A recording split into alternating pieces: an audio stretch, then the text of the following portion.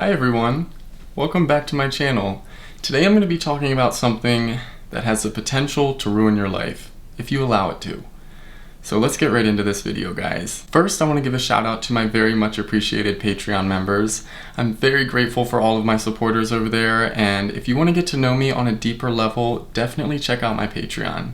Also, before we get started, I want to show you guys my new labels for my candles. I have them right here. So I decided to give these candles names that indicate what they smell like. So here is Sangria Punch, which is a very juicy smell. It has some citrus in there. It has some pina colada notes in there. It's really good. And by the way, all of these scents were approved by my mom.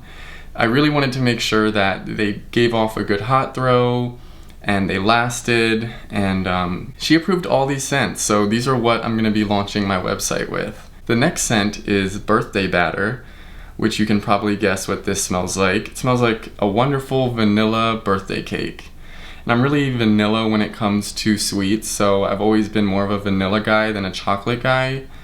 She actually made me a chocolate cake for my birthday, and it was good, but she knows I don't like chocolate, so I had to have a couple pieces. The next scent is Honeysuckle Meadow, and this scent is very fresh, summery, springy. It smells like fresh cut grass mixed with honeysuckles, mixed with just kind of walking through a spring, freshly bloomed forest. It's a beautiful scent, guys. This is probably one of my favorites. And then the last one is my top favorite. This one is Lavender Bliss, and it has sage notes in it, lavender of course, and it also has some of the fresh honeysuckle scent mixed in with the lavender. So I really love this scent. It's very calming, it's very peaceful, and it's actually what I'm burning right now back there. So yes, guys. If you guys didn't know, my website, West Novelties, will be launching on Saturday, May 28th.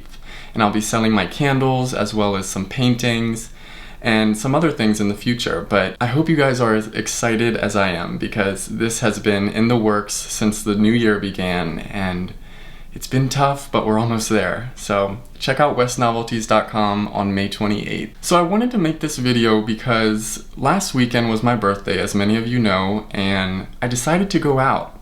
And before this, I haven't gone out in over 6 months. So I just kind of wanted to get out of my apartment because I do work from home, so I'm here a lot and sometimes these walls start to feel like they're caving in on me. I spent the day with my mom. I had a wonderful birthday. I do have to say that my birthday was amazing. My mom took me to my favorite restaurant, which is Barbecue, and it's just the most amazing barbecue ever.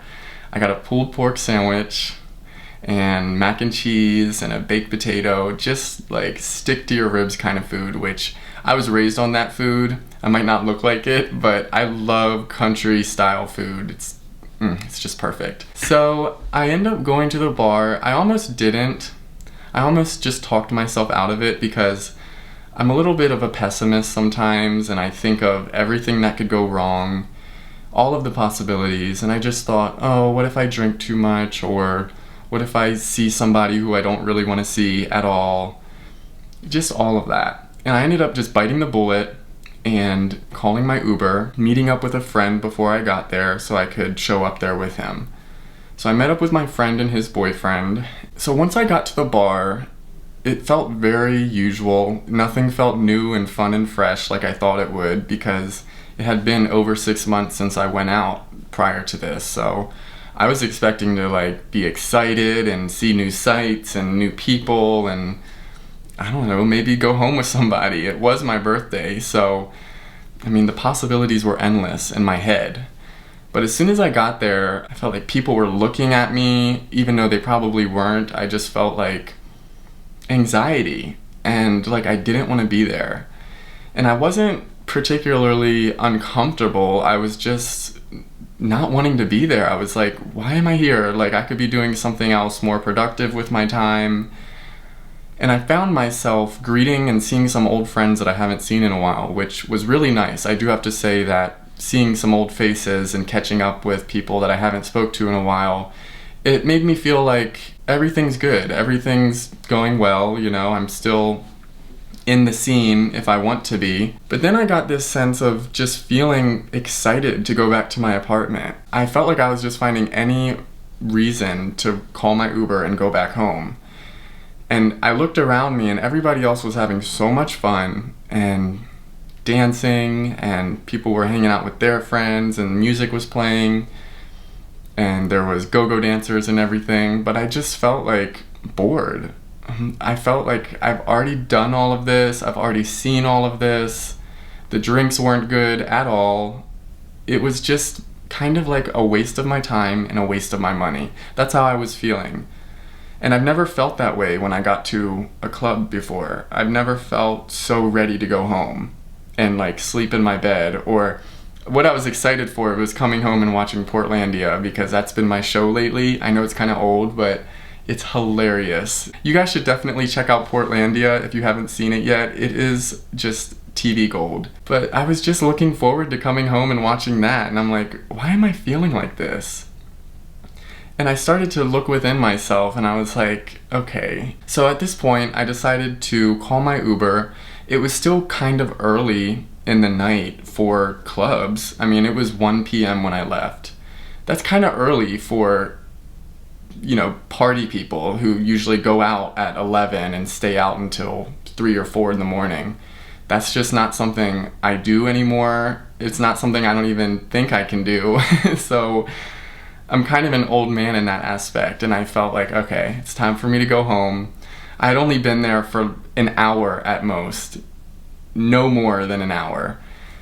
And I was just ready, so I called my Uber. The Uber was so much more expensive on the way home, which was already like, okay, why did I do this? Why did I do this?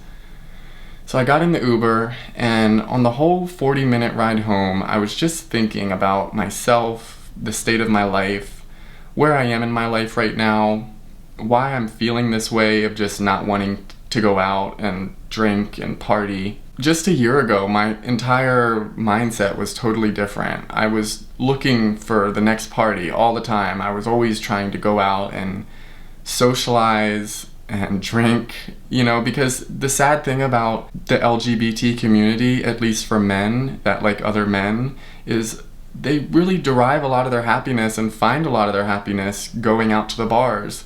And it's kind of a generational thing, because that's originally where we had to meet each other back before the social media and the dating apps and all of that. And I understand that. I'm just at the point in my life now where I don't derive happiness from drinking. The next morning I woke up and I felt horrible. I felt absolutely horrible, like I had poisoned my body, and all of this hard work that I put into it with working out and eating healthy and juicing and all of that, I just ruined it by going out and drinking. And in the back of my head, I was just thinking, like, why did I go out? What made me pay for the Uber to get up there and get back? And like, what was I chasing? And I just remember the argument that my sister and I had and how it made me feel. And I felt like I wanted to drown out how that made me feel, at least to end the night on a good note. And that is such a dangerous mindset. Like, that is so dangerous. And I hope to never feel that way again and to learn from this situation. I was just very regretful of my decision to go out. It was nice to see everybody, but at the end of the day, it was just quick small talk here and there. You know, just like a 1-2, how are you?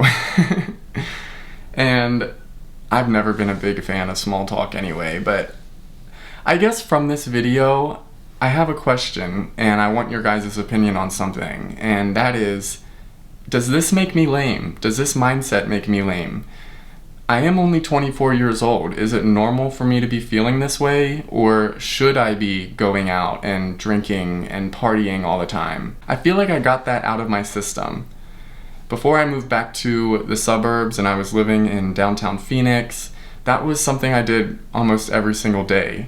And I woke up and I felt like crap every day. No energy to do anything, no patience for anything.